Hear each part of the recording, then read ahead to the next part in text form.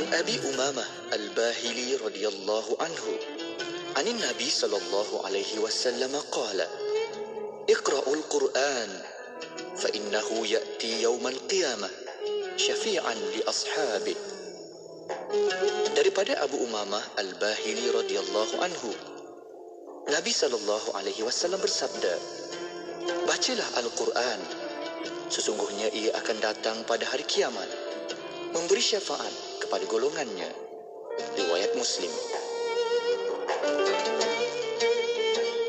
أمسينا وأمسى الملك لله والحمد لله لا إله إلا الله وحده لا شريك له له الملك وله الحمد وهو على كل شيء قدير.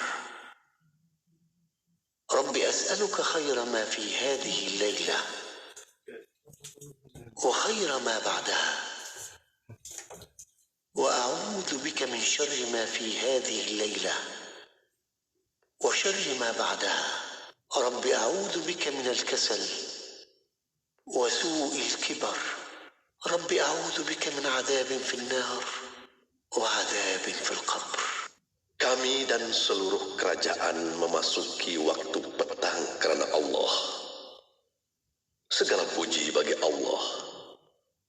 Tiada sesembahan yang berhak disembah melainkan Allah semata.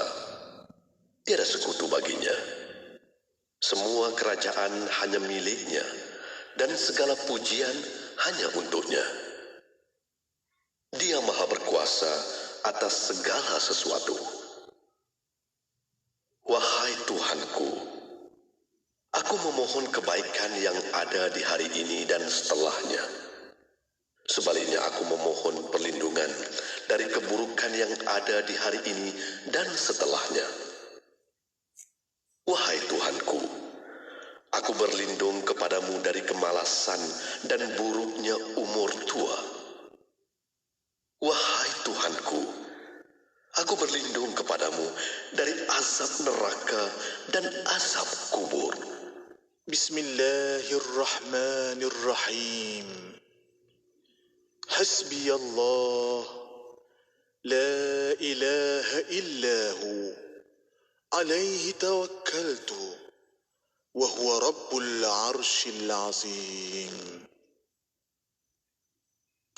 Hasbiyallahu, la ilaha illahu, alaihi tawakkaltu, wa huwa rabbul arshil azim.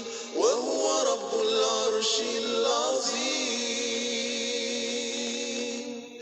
حسبي الله لا إله إلا هو عليه توكلت وهو رب العرش العظيم. وهو رب العرش العظيم. حسبي الله لا إله إلا هو عليه توكلت وهو رب العرش العظيم. وهو رب العرش العظيم. حسبي الله لا إله إلا هو عليه توكلت وهو رب العرش العظيم. وهو رب العرش العظيم. حسبي الله لا إله إلا هو عليه توكلت وهو رب العرش العظيم. وهو رب العرش العظيم. Demi kehidupan yang perlu diteruskan, warga Palestin, Syria dan Yaman terus bertahan meskipun musim sejuk. Mereka hidup di dalam kemah yang serba nipis dan sumber bekalan makanan yang tidak kunjung tiba. Siapakah yang akan membantu mereka? Ayo kita berikan sedikit kehangatan buat mereka di Palestin, Syria dan Yaman melalui kempen bantuan musim sejuk Anjuran Aman Palestin. Layari laman sesawang www.jomnyumbang.com untuk maklumat lanjut. Bangkit, berjuang bersama. Unit Editorial Institut Kefahaman Islam Malaysia IKIM memerlukan seorang pembantu penyelidik kontrak bagi tujuan membantu kerja dan usaha pengurusan tafhim secara amnya dan khususnya dalam mendapatkan penarafan indeks Scopus bagi tafhim. Jawatan adalah bertaraf kontrak 1 tahun. Calon-calon hendaklah memiliki sekurang-kurangnya ijazah sarjana muda daripada universiti yang diiktiraf. Calon yang mempunyai latar belakang dalam urusan kepengarangan, penyuntingan dan atau penerbitan mempunyai kelebihan. Antara bidang tugas, membantu dalam proses dokumentasi permohonan perindeksan jurnal, mengemaskini maklumat pada laman web jurnal. Hantarkan permohonan anda kepada Unit Modal Insan Institut Kefahaman Islam Malaysia atau hubungi 03-6204-6374. Tarikh tutup permohonan sebelum atau pada 21 Februari 2023. Kuis inspirasi kembali lagi. Hadiah wang tunai hampir RM10,000 menanti anda. Caranya mudah saja. Tunggu isyarat memanggil, menerusi slot warna pagi dan destinasi setiap Isnin hingga Jumaat bermula 1 Februari hingga 17 Mac 2023. Jadi pemanggil terpantas dan jawab soalan untuk menang wang tunai RM150. Ganjaran hadiah akan digandakan untuk slot seterusnya jika tiada pemenang. Jangan tunggu lagi. Jadi pemenang bertuah kuis inspirasi hari ini. Maklumat lanjut, terma dan syarat layari www.ikim.my. Tidak kira di mana jua destinasi anda, IKIM sentiasa menemani perjalanan anda dengan jua dan minda yang bermanfaat menerusi rancangan terbaik kami.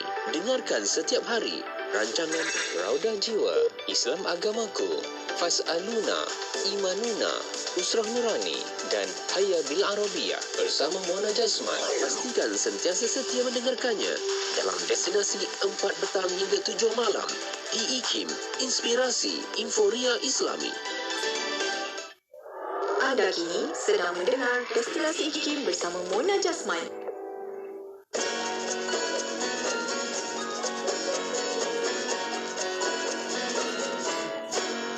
Betapa ingin ku diami sebuah daerah seindah lakaran indah.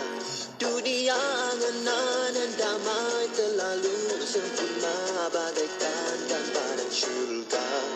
Kesantunan ini menjadi wiritan, segalanya tumbuh dalam ketaatan.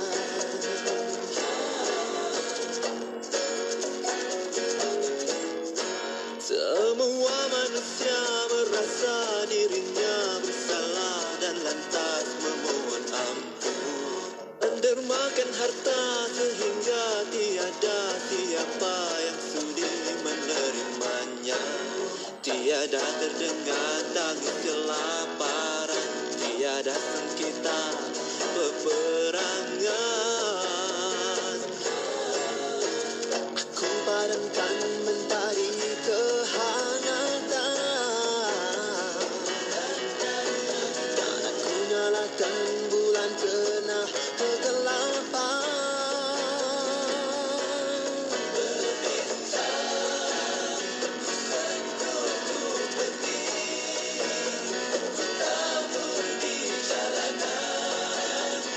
Jadilah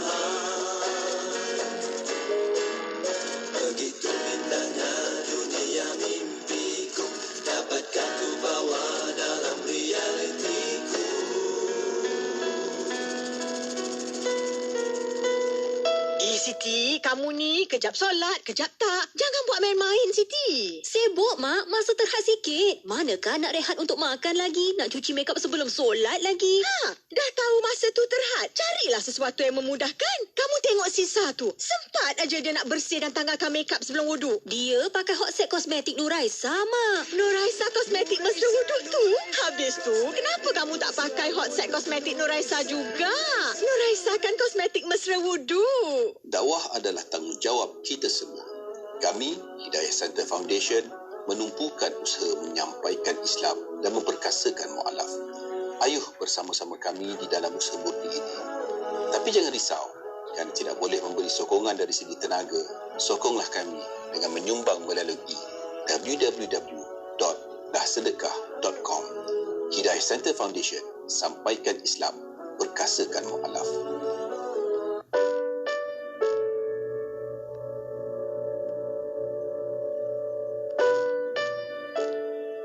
Sekarang permasalahan terjadi di sana sini karena hilangnya rahmat. Dan rahmat adalah hakikat keindahan. Kita titi satu demi satu urusan kita dengan Allah, urusan dengan Rasulullah, urusan dengan sesama manusia.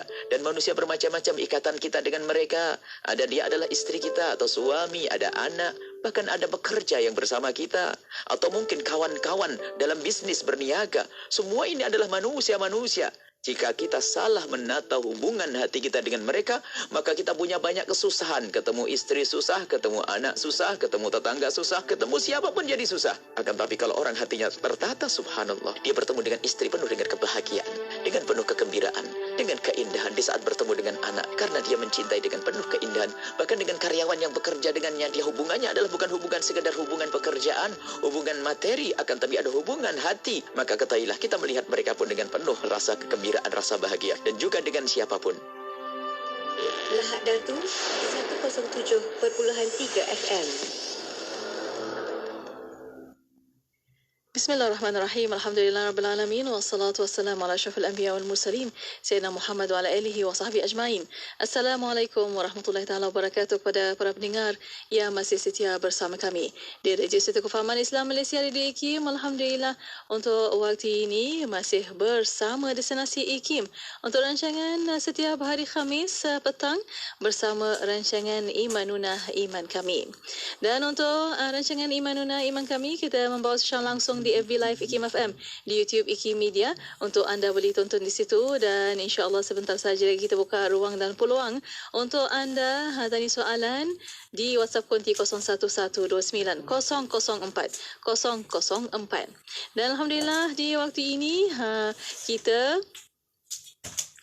ada bersama, alhamdulillah, di konti Radio IKIM. Alhamdulillah bersama yang berusaha Dr. Aiman Al-Akiti, pensyarah Jabatan Usuluddin Universiti Islam Antarabangsa Malaysia. Assalamualaikum, Doktor.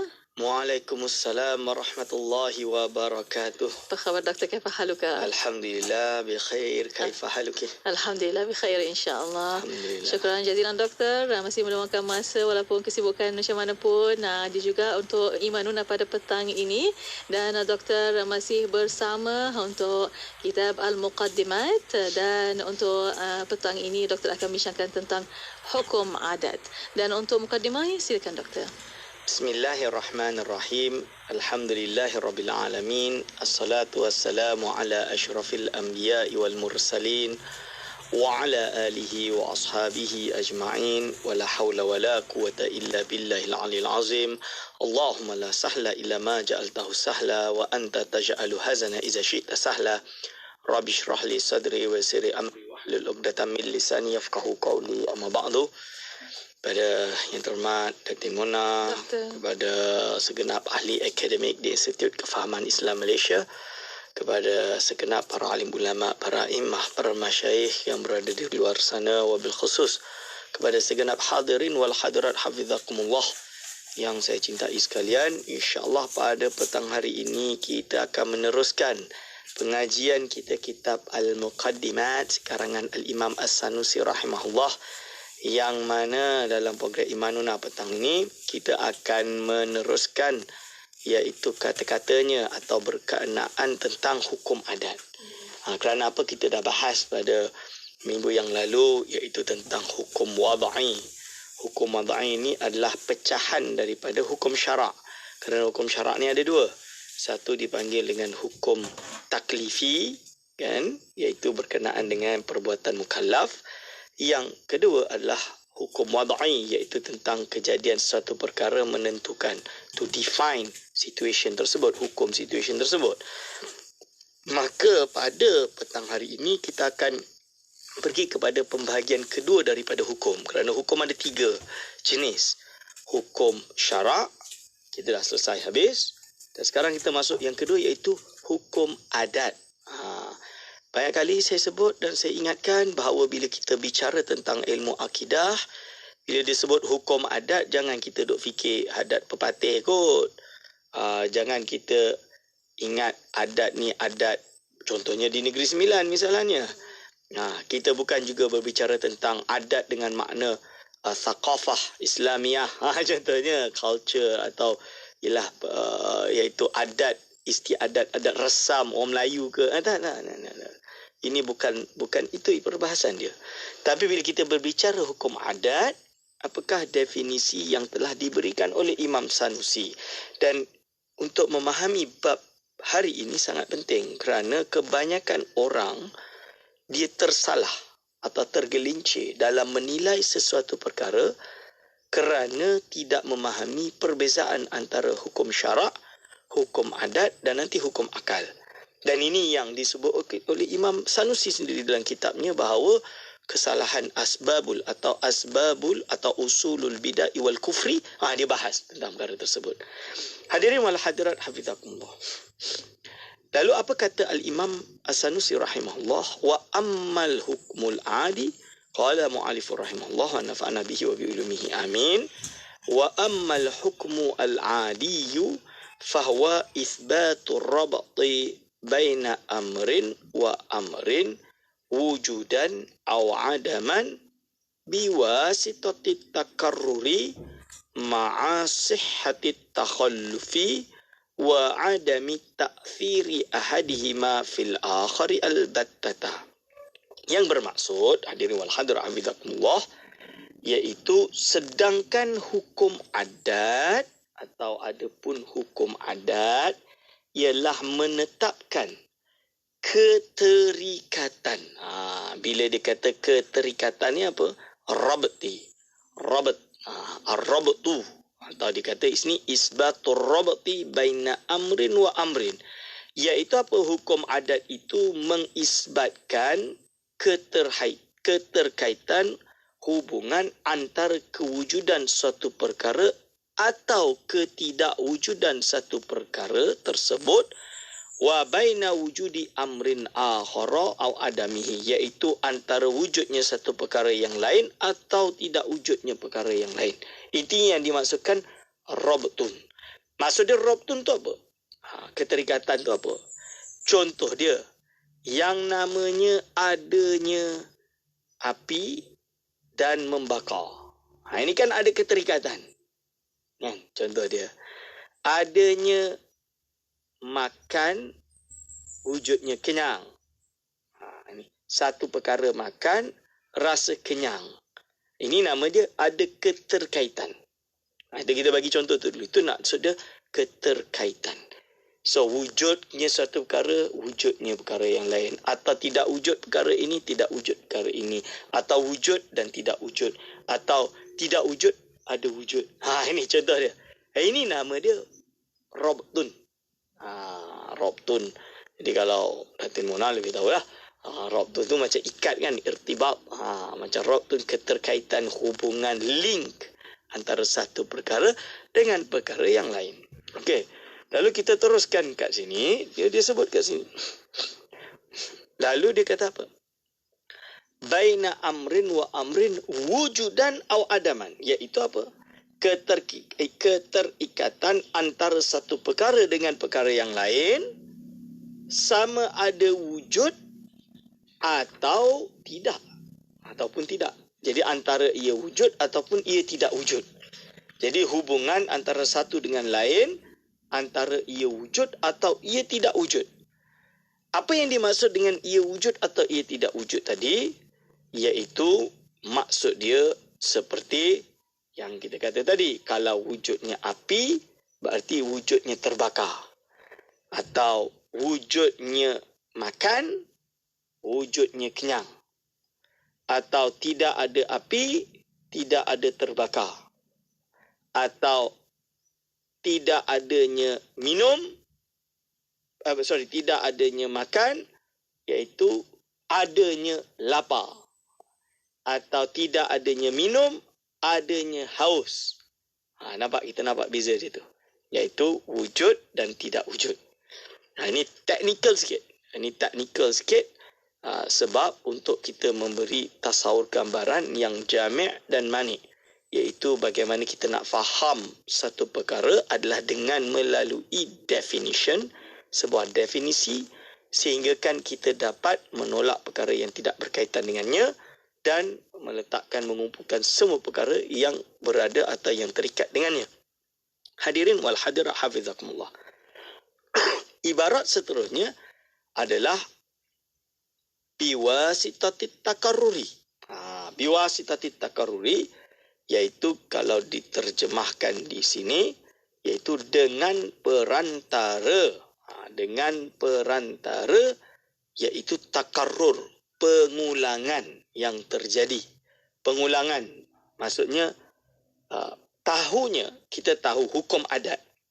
Hukum itu kan mengisbatkan atau menafikan. Kita tahunya api ini membakar. Ini melalui apa? Biwasitatit taqarruri. Dengan perantara pengulangan. Dia panggil dengan eksperimen. Empirik. Dengan melalui jalan empirik, eksperimen. InsyaAllah kita syarahkan eksperimen ini lepas ini. Ya, insyaAllah. Alhamdulillah. Terima kasih Doktor atas pencerahan. Dan untuk waktu ini, Doktor dan para pendengar, kita berehat seketika kembali selepas ini. Untuk anda, kita buka ruang dan peluang untuk anda boleh hantarkan WhatsApp konti soalan anda di talian 01129004 004. Berehat seketika kembali selepas ini. Terus setia bersama kami hanya di Destinasi IKIM. Kota Baru 89.8. Awak nak tahu tak? Orang mukmin yang hebat itu, dia meninggalkan dunia sebelum meninggal dunia. Dia bersedekah sampai kaya. Bukan dah kaya baru bersedekah. Dia berdakwah sampai jadi alim. Bukan dah alim baru berdakwah. Dia beramal sampai ikhlas. Bukan dah ikhlas baru nak beramal. Pokok pangkalnya, kalau nak buat apa pun yang mendatangkan kebaikan, jangan bertangguh.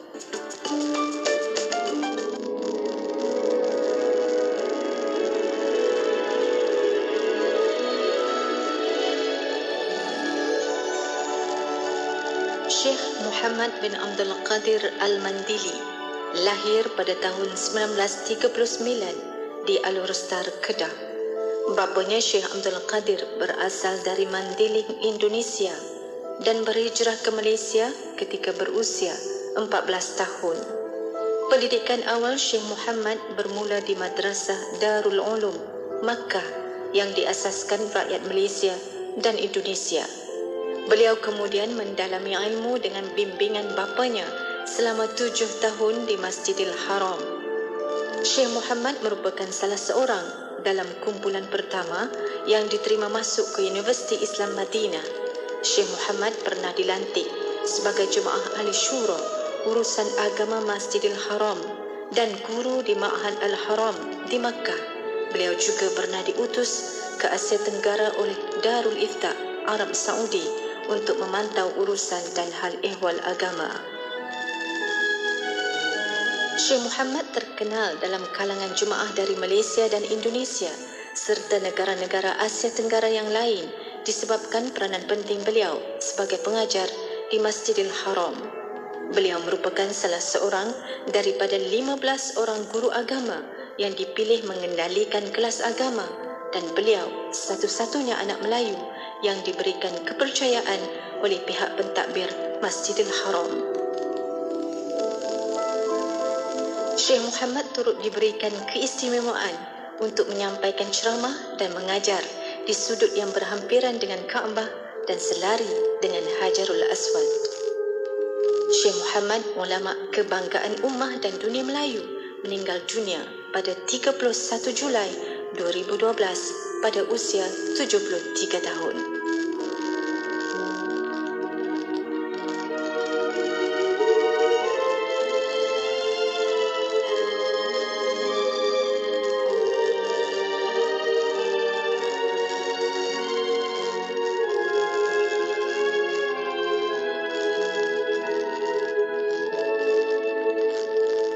Nak dengar rancangan Santapan Jiwa untuk Kehidupan? Semuanya ada di IKIM. Inspirasi Inforia Islami. Bismillah, alhamdulillah, wassalatu wassalamu ala rasulillah. Alhamdulillah, masih bersama destinasi IKIM pada waktu ini untuk rancangan Imanuna Iman Kami bersama yang berusaha Dr. Aiman Al-Akiti, pensyarah Jabatan Usuluddin Universiti Islam Antarabangsa Malaysia. Doktor masih membincangkan tentang hukum adat dan untuk waktu ini kita ada sambungannya bersama Doktor. Silakan Doktor.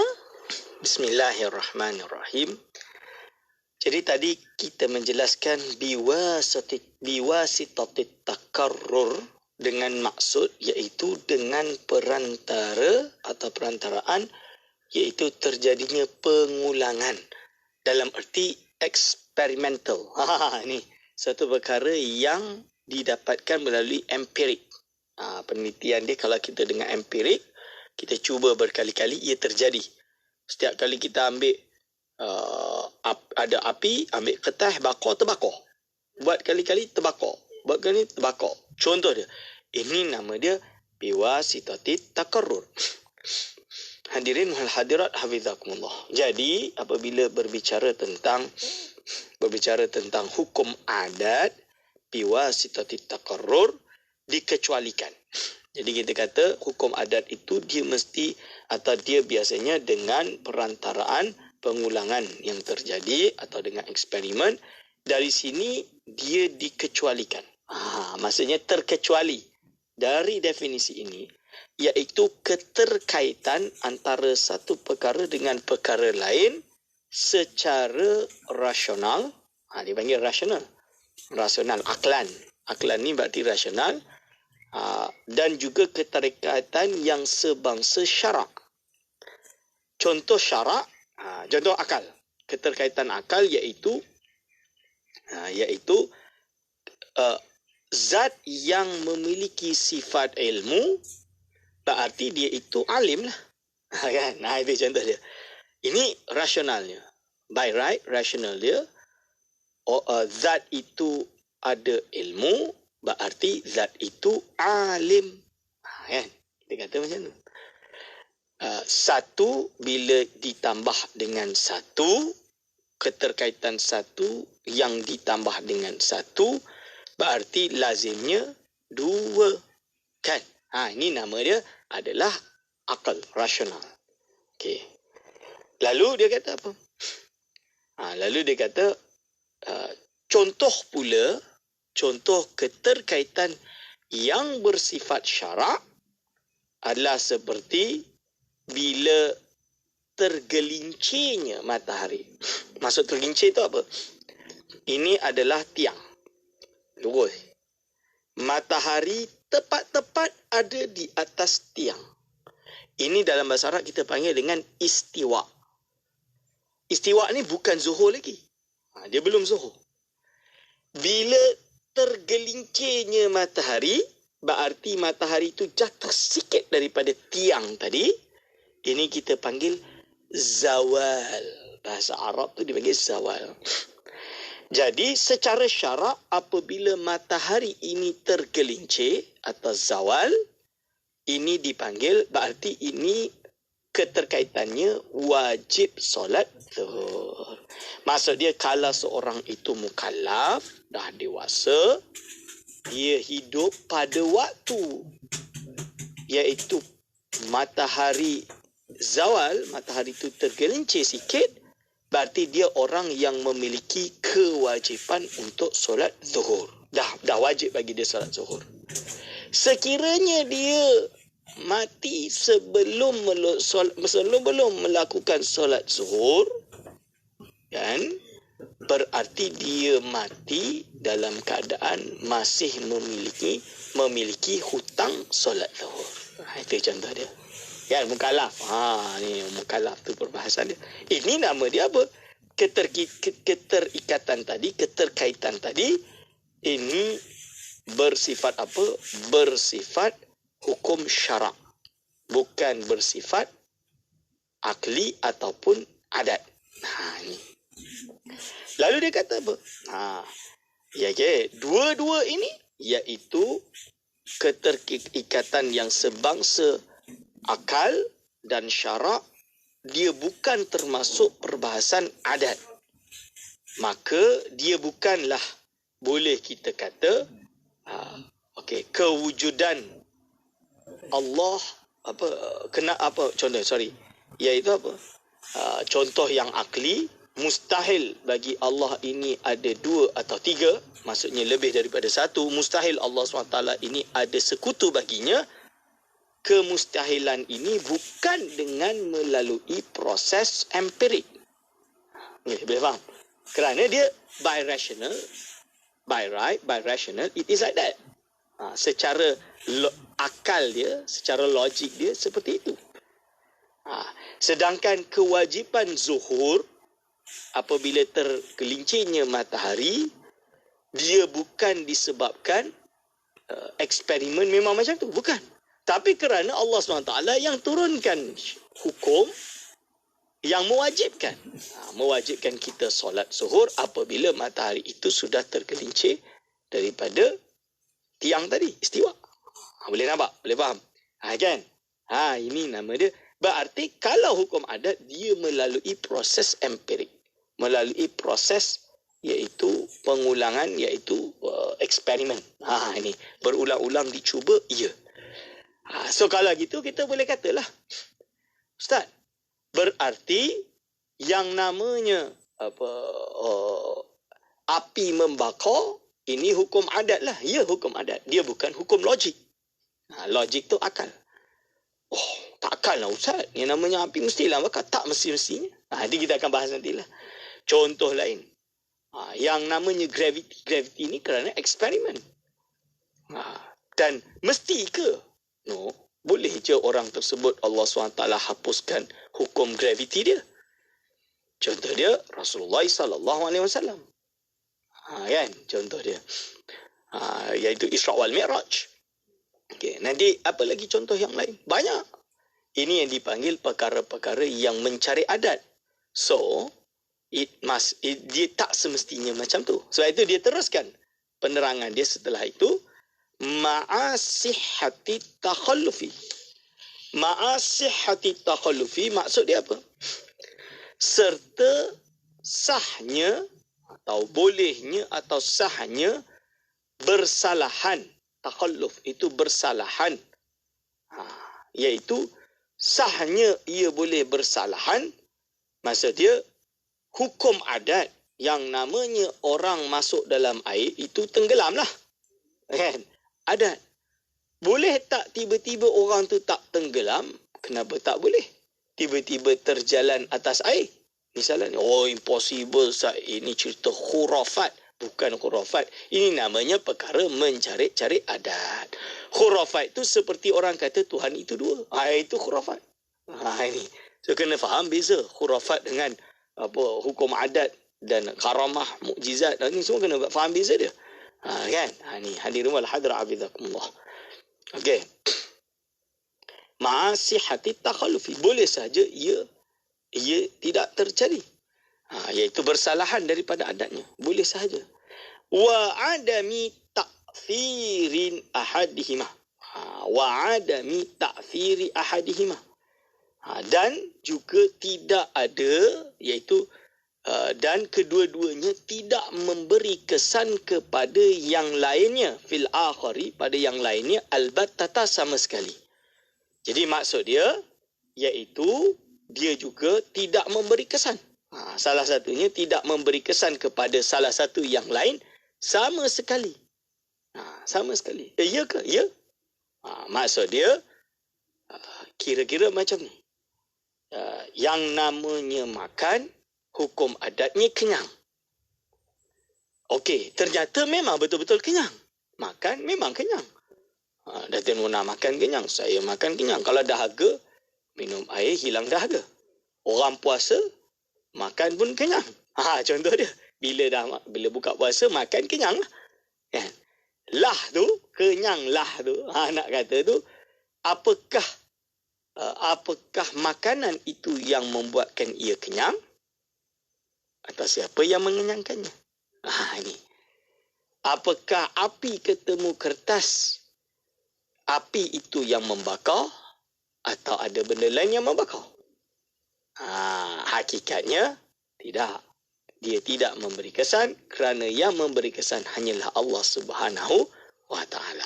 Baik, Syekh. Iya, Alhamdulillah. Terima kasih doktor atas perkongsian untuk petang ini. Kita ada lagi, sebentar sahaja lagi kita akan berehat terlebih dahulu doktor.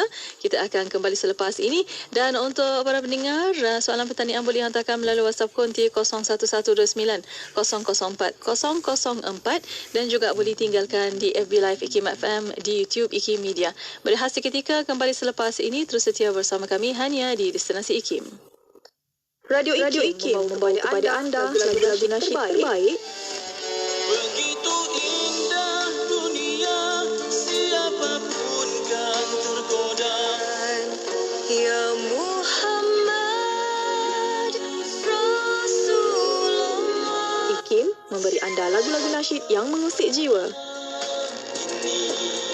Akan terjadi. IKIM, inspirasi Inforia Islami.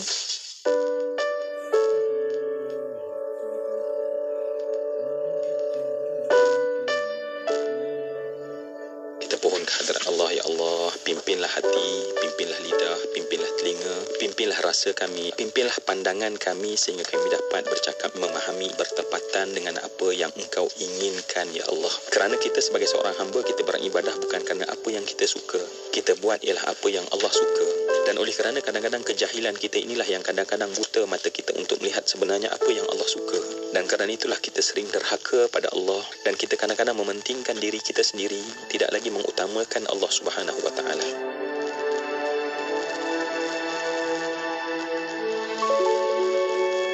Definisi hadis ialah aqwalun Nabi. Yang pertama ialah perkataan Nabi sallallahu alaihi wasallam. Yang kedua ialah wa af'alihi, perbuatan Nabi sallallahu alaihi wasallam. Yang ketiga ialah taqriratihi. Takrir ini ialah pengakuan daripada Nabi sallallahu alaihi wasallam dan juga sifat fizikal Rasul dan orang juga yang soleh ini adalah orang yang melakukan ibadat, orang baik, dan belum tentu dia itu adalah orang alim.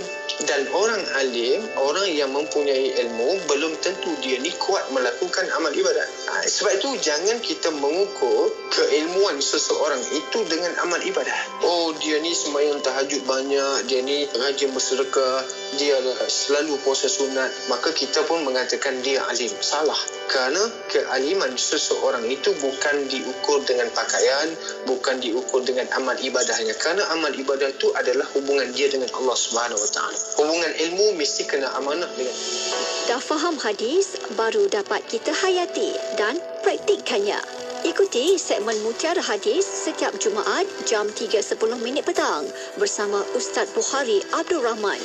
Mutiara Hadis memperkemas ibadah harian.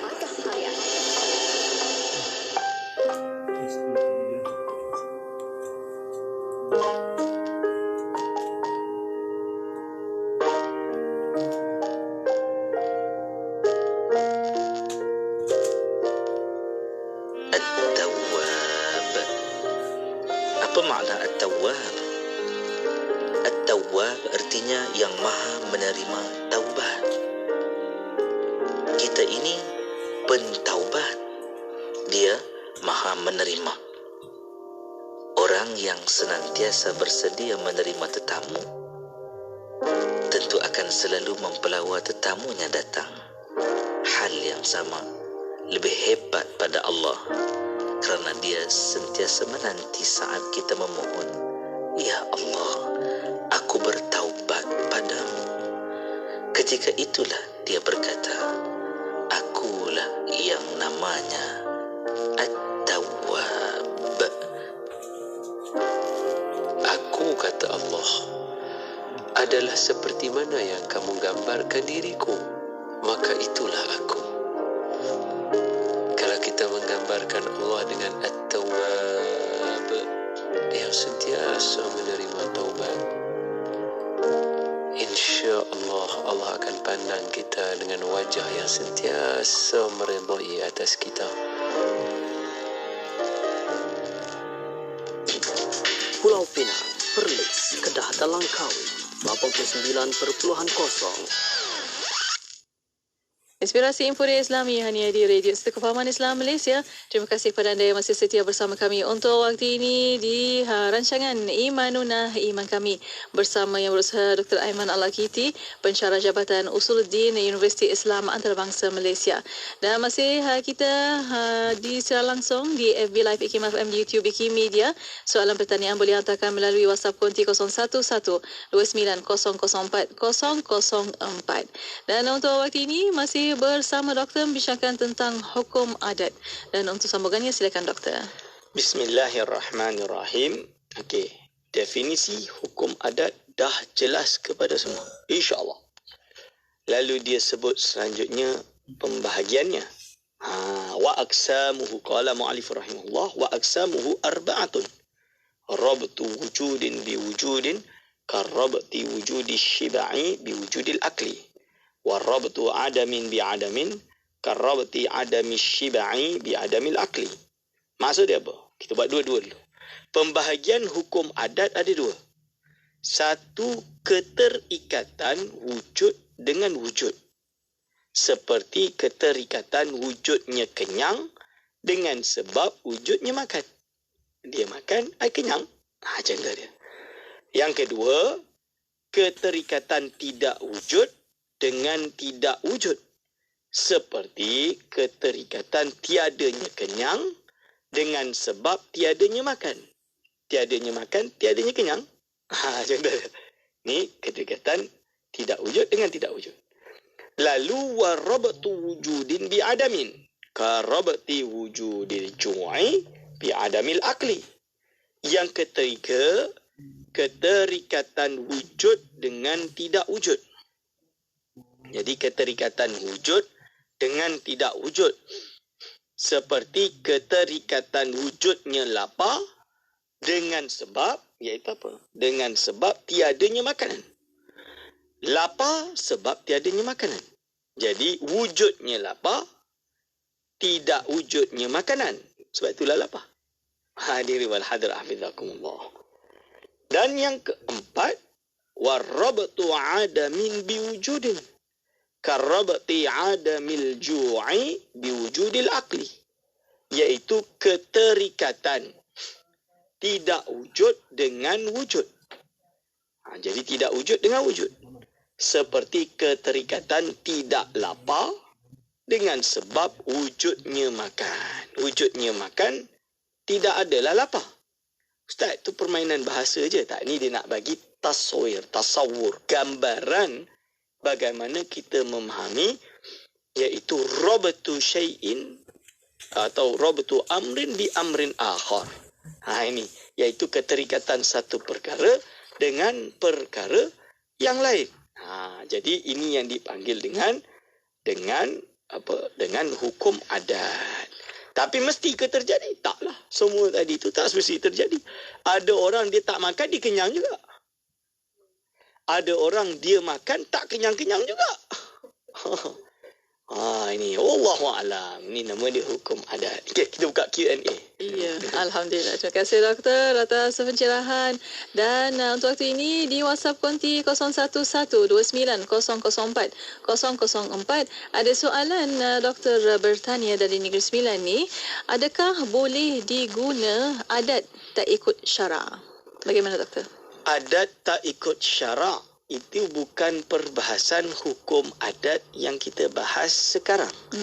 Itu nama dia thaqafah ataupun adat istiadat di daerah seseorang yang sama ada ikut syarak atau tidak. Contoh dia, adat orang Arab, anak perempuan dia pergi tanam hidup-hidup. Ini jelas tak mengikuti syarak, haram. Contoh dia. Okey, ada adat Contoh dia, adat kita orang Melayu mesti hormat orang yang lebih tua dari kita, hormat guru kita, hormat mak bapak kita. Ini adat yang baik yang ikut syarak. Ini bukan perbahasan hukum adat hari ini yang bertanya. Okey. Terima kasih doktor. Ada soalan satu lagi di FB Live IKIM FM. Bertanya Siti Abdullah, bagaimana kita nak menyatakan kepada bukan Islam Nabi Ibrahim tidak terbakar bila dicampak ke dalam api? Bismillahirrahmanirrahim. Iaitu menjelaskan bahawa apa yang tersebut di dalam Al-Quran ini adalah melalui khabar mutawatir.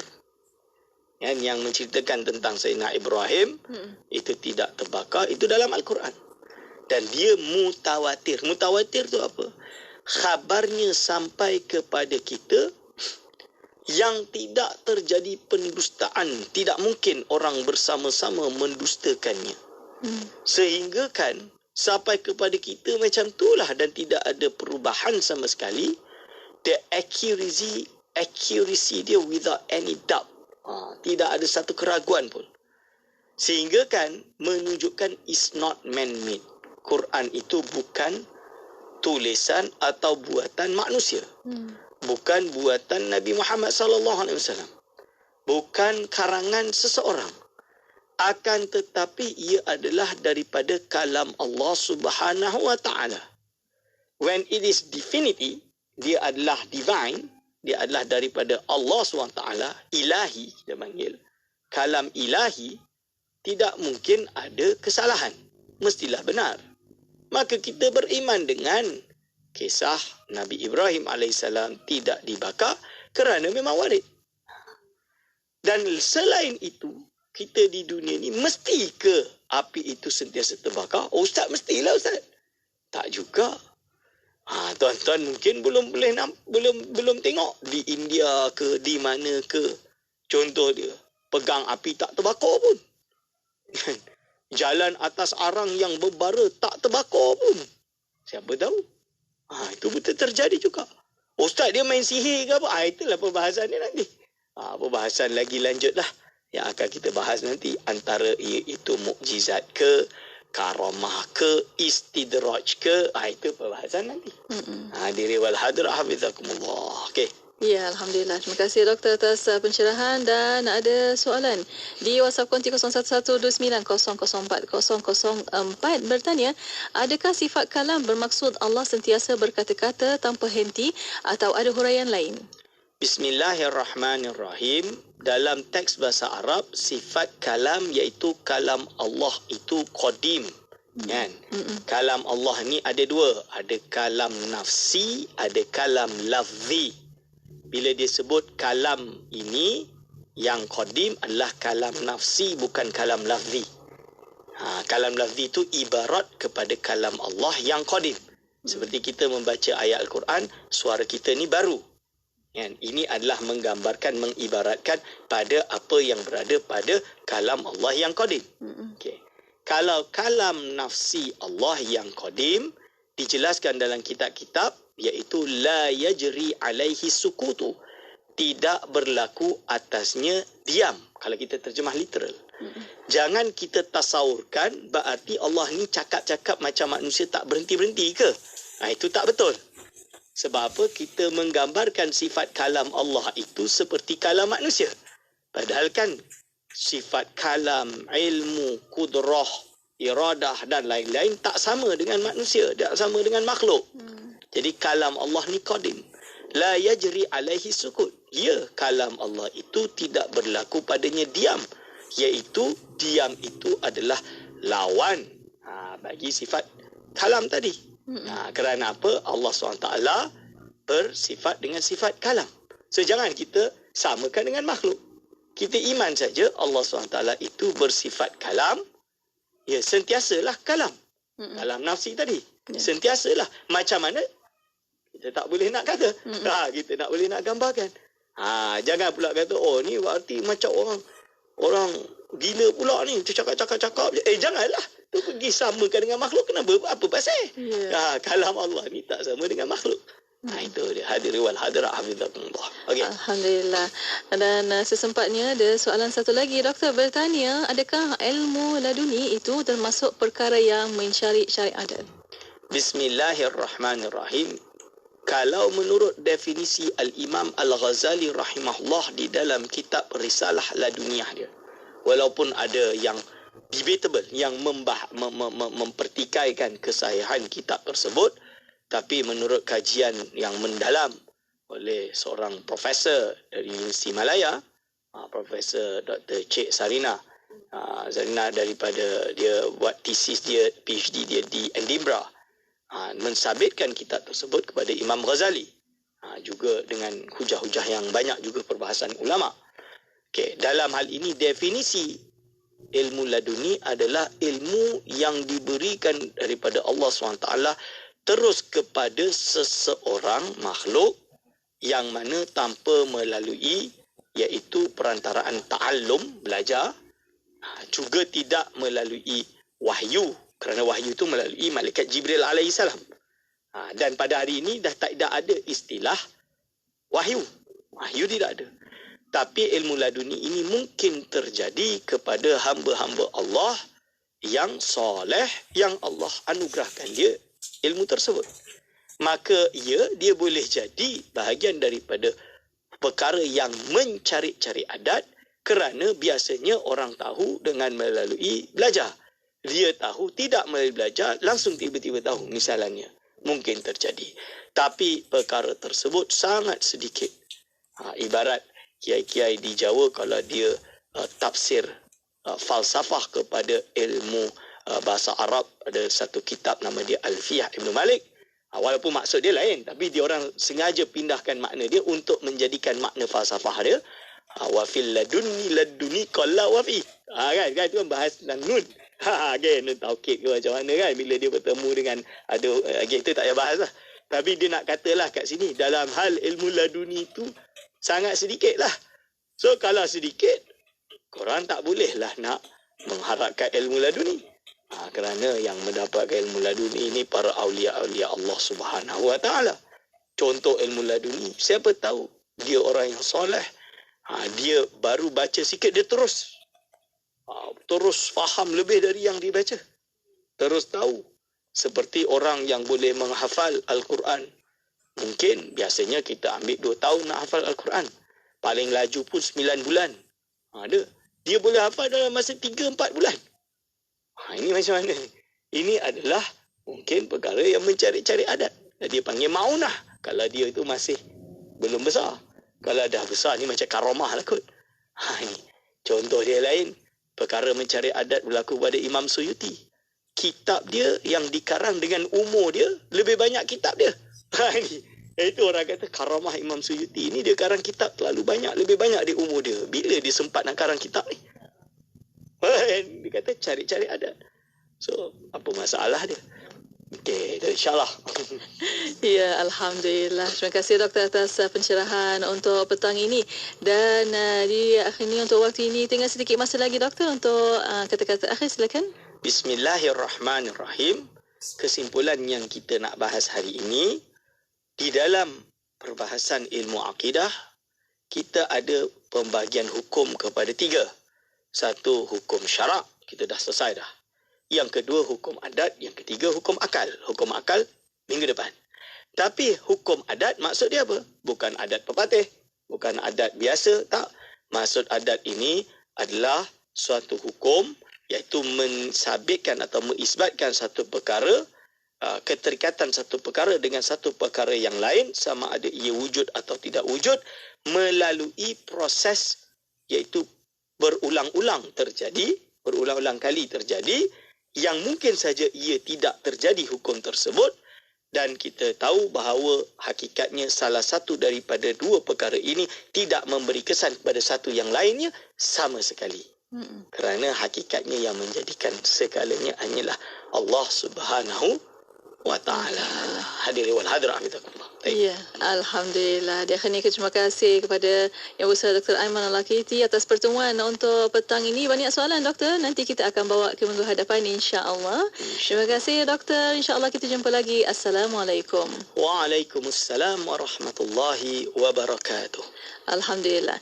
Dan terima kasih kepada para pendengar dan untuk anda terus setia bersama kami di Destinasi IKIM, Inspirasi Inforiah Islami.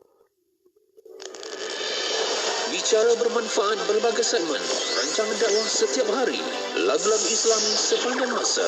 Dengarkan di IKIM, Inspirasi Inforiah Islami.